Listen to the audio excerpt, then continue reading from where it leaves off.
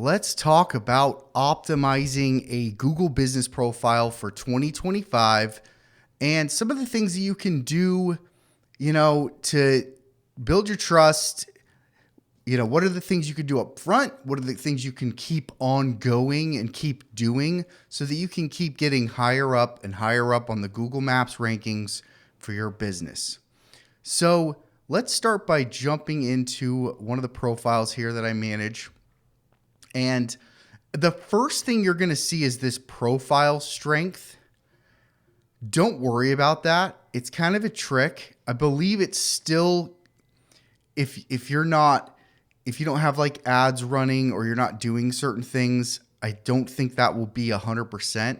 So you don't want to worry about that. That's not actually going to be a good showcase of whether or not everything is set up correctly in your account. So that's the first thing to be aware of. That is not what we're going to be looking for here. So the first thing you want to have is in your edit profile, you just want to have as much of this filled out as you can with your business name, category, description, phone number, website. I use a tracking number or a tracking code on my website so I can see where traffic's coming from, but you don't need to worry about that. Your location, service area, that's important. Your hours, that's important. You can put on special hours. That's always helpful. And then, this stuff down here probably isn't as big of a deal. Now, I want to make sure that I say this. Never, ever, ever change your name, website, or phone number. Name, address, phone number, or website, really, without having an expert help you do that unless you know what you're doing. Because anytime you change one of those things, your account could need re-verification or could go into suspension, which would cause you to have to re-verify with Google themselves. So be very careful about how you do this if you need to change any of those things. So I just want to make sure that's caveated. Can't just go around changing your name. Can't just go, changing your name, your phone number, or your address especially. Those things are the big ones that will potentially just kick, now you got to re-video verify, and it can kind of spiral and make things really difficult. So I just want to make sure that's out there. So that is initially the first thing you want to do is edit your profile and fill out all those areas. Okay. So next we have the reviews section. What you want to do here is just make sure that everything you can see unreplied, and I got one right here that's unreplied to. I don't personally, I won't reply to my customers' negative reviews. I have them do that. So this is the one negative review they've gotten in a while, and that's not replied to. Otherwise, you want to make sure you go through and reply to every review that you get and make sure that you're getting as many reviews as you can. So with that being said, understand that's a big part of where you're going to rank, especially over time, is if you're getting reviews. There's the number of reviews that matters, but there's also velocity of reviews, which means how many reviews have you been getting over the last certain amount of time, say month, 2 months. That's going to matter, right? If you haven't been getting very many reviews, you start getting a lot of reviews and you keep getting a lot of reviews consistently, then that's going to be a major driver for where you're ranking. So it's always good to get reviews. And then how fast you reply to a review when you get a new review is very important to the algorithm. If you can reply quickly to every review, that's important. And then not as important, but what you put in the review, if you can put keywords like the services you offer, the city you offer services, if you can fit some of those keywords in each reply, that will help with those specific searches. So those are reviews, and that's how you can optimize for search, is by replying to every review, replying quickly, putting information in there, and then making sure that you're getting a lot of reviews consistently. That's super helpful for your Google business profile. So next we have photos. So you have two options in here that are static. You have the cover photo, which is where you can put the photo, the primary photo you want people to see when they're scrolling through. And then you have your logo. And then all the other photos in here will go based on Google's priority. There's also customer photos that'll show up as well when people go look at your photos. And with those, you want to just be upload. If your business can get real photos consistently, I would be putting up 1 to 2 photos every week. That's what I would be doing. Be trying to put up a couple new photos every week consistently. If you can, you want to go into the title of the photo. I would put in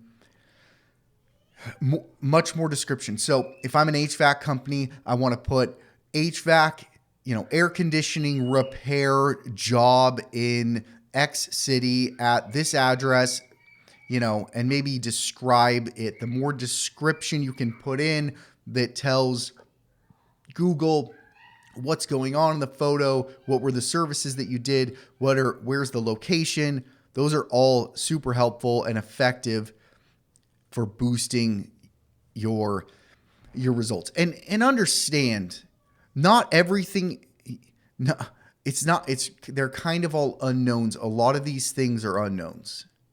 Do they help? Yes.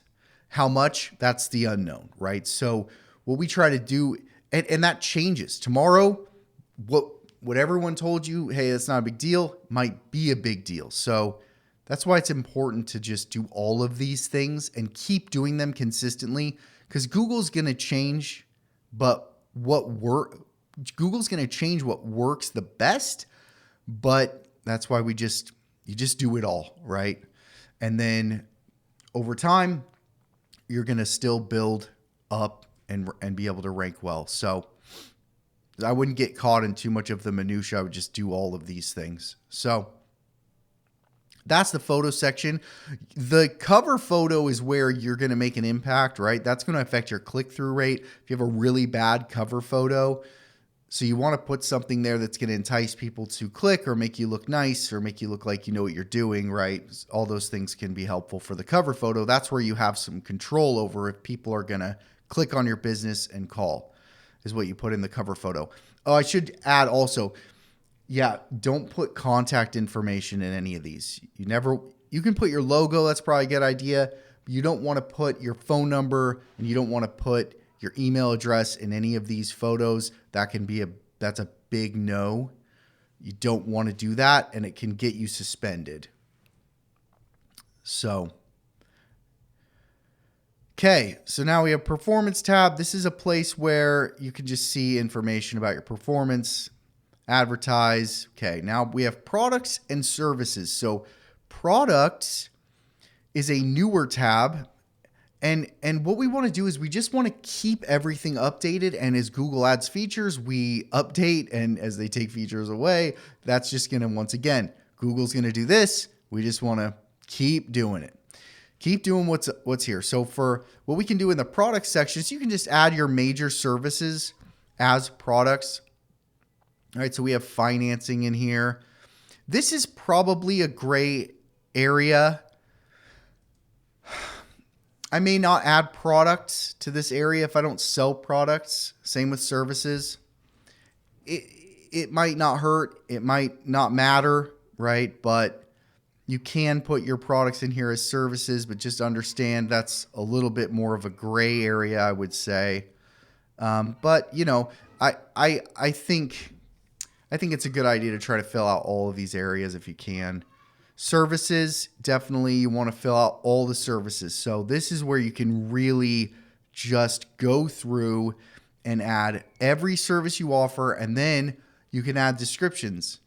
So we have every little tiny search possibility listed in here under the services, and then we have an explanation of that, what that service is.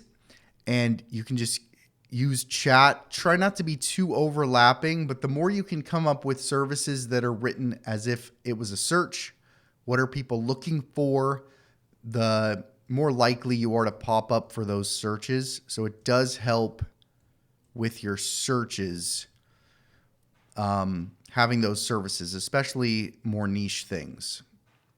Bookings is where you can put a booking listing if you have it. Not something that's going to help you rank or not. And then Q&A is really good too. I will just go through. You can add your own Q&As. I think people are unaware of that. You can go in and add your own questions and then answer them.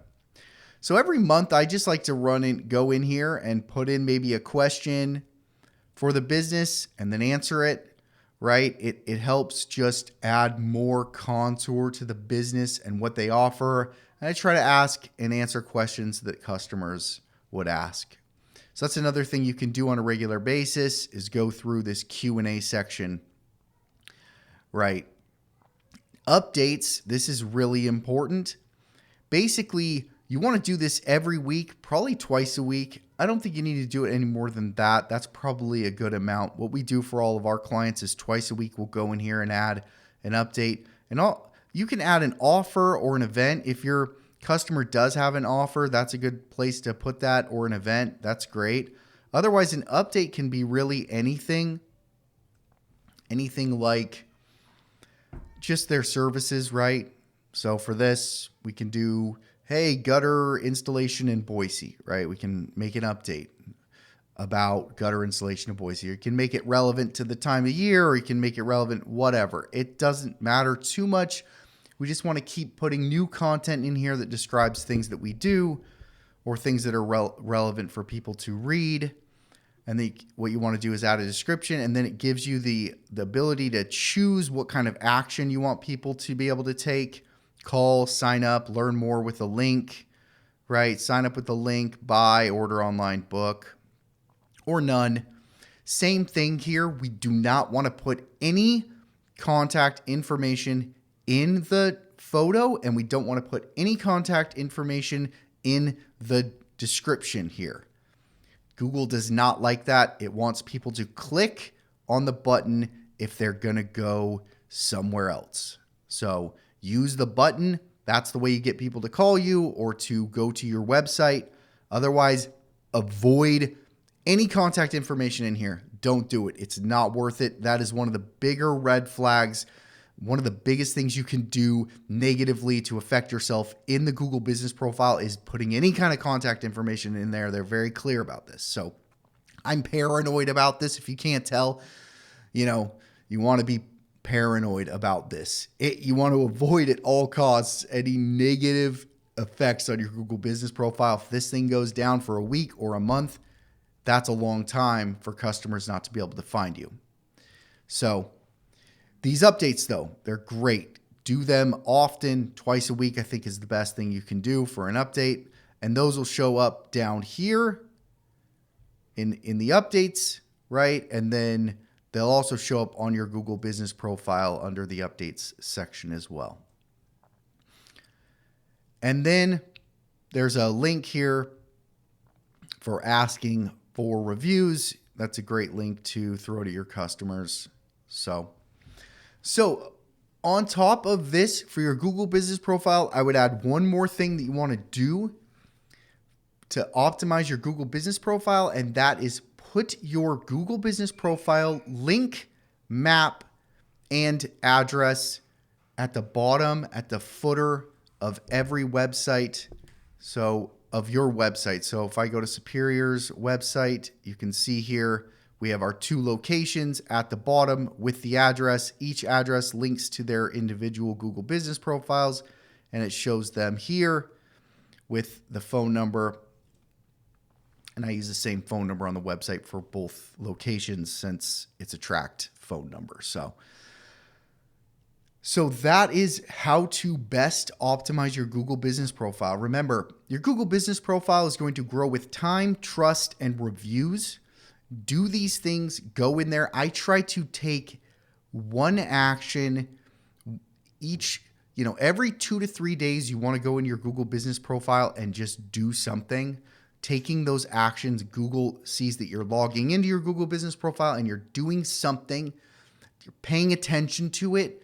and that will help build trust over time. This is not going to happen overnight.